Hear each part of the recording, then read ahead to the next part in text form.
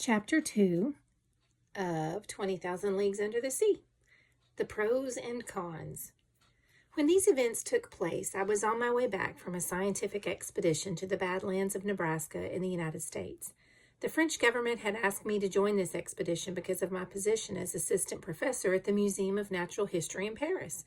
After spending 6 months in Nebraska, I finally arrived in New York toward the end of March, laden down with the many precious things I had collected there. I was to leave for France in the beginning of May. In the meanwhile, I was busy classifying my mineralogical, botanical, and zoological treasures. It was then that the incident of the Scotia took place.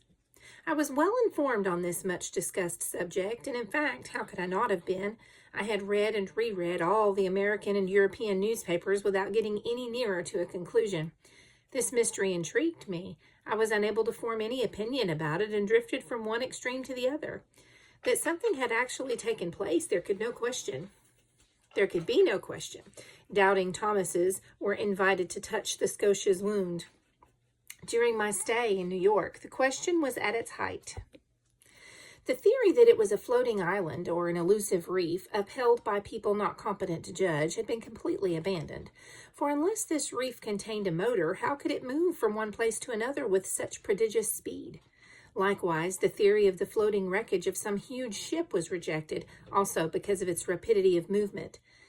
There therefore remained only two possible solutions to the problem, and each one developed its own group of partisans. On the one hand, there were those who claimed it must be a monster of colossal strength, and on the other hand, there were those who held it to be a submarine with extremely powerful engines. But this second theory, perhaps the most plausible, could not stand up against the inquiries being carried out both in Europe and America. It seemed highly improbable that a private individual could have such a mechanical device at his disposition. How and when could he have built it, and how could he have kept its construction a secret? Only a government could possess such a weapon of destruction, and in these disastrous times when man's genius is being put to work increasing the power of weapons, some country might have tried to build such a formidable device. After the chase-pot rifles, torpedoes, underwater battering rams, and then the reaction. At least so I hope. But the theory that it was some war machine fell through before the statements of various governments, since it was a matter of public interest. With the safety of transoceanic communications in question, there was no reason to doubt the honesty of their statements. And in addition, how could anyone imagine that the construction of such a submarine could have escaped public notice? To keep a secret under such circumstances is very difficult for an individual, and surely impossible for a country whose every act is constantly watched by powerful rivals. Therefore, after inquiries made in England, France, Russia, Prussia, Spain, Italy, America, and even Turkey, the theory of an underwater monitor was definitely rejected. So once again, and in spite of the incessant jokes in lesser newspapers, everyone was talking about the monster, and people were soon inventing creatures more absurd than the wildest dreams of some mad ichthyologist. During my stay in New York, several people had done me the honor of consulting me on this matter. In France, I had published a 2-volume work in quarto called The Mysteries of the Ocean Depths. This book had been especially well received by scientists and had therefore made me a specialist in this rather obscure branch of natural history. People wanted to know my opinion. As long as the facts could be denied, I confined myself to complete skepticism.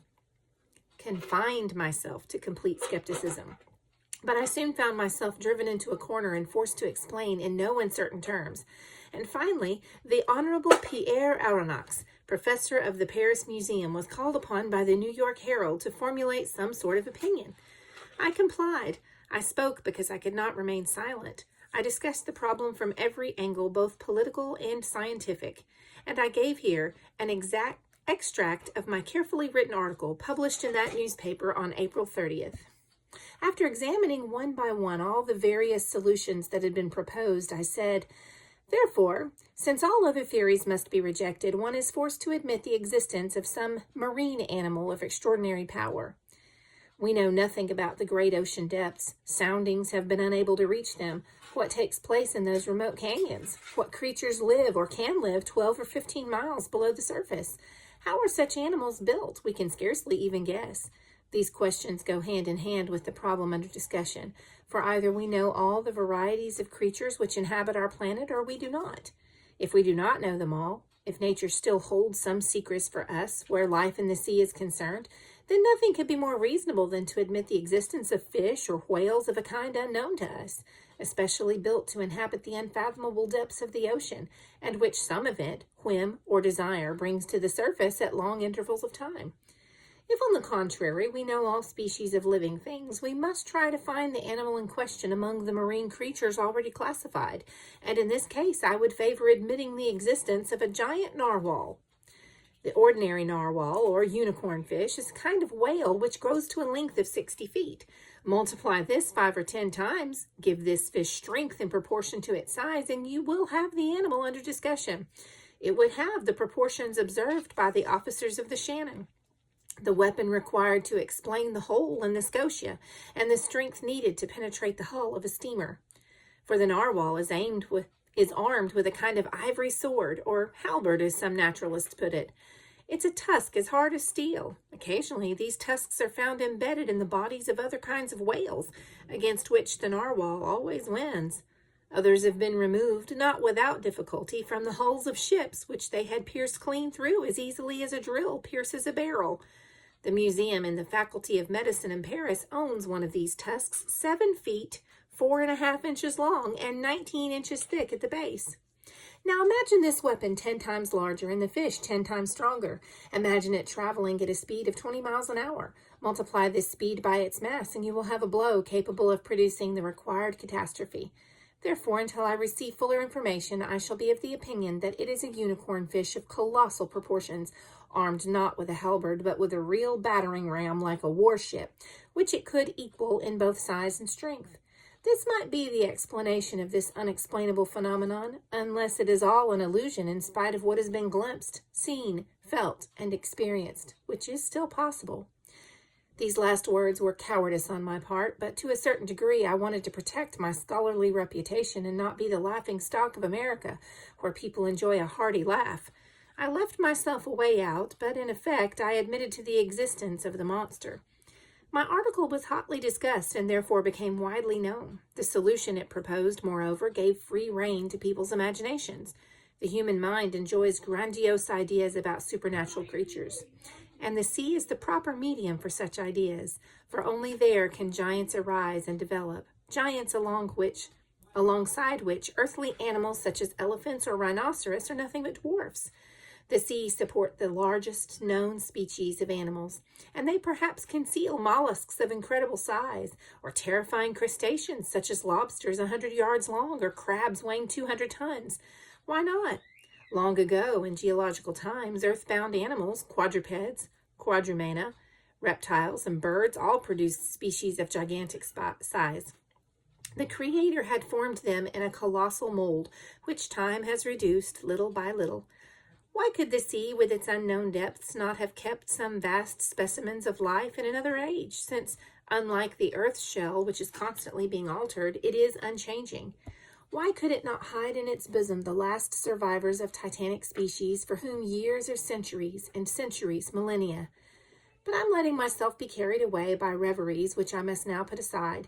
Enough of these fantasies which time has changed for me into terrible realities.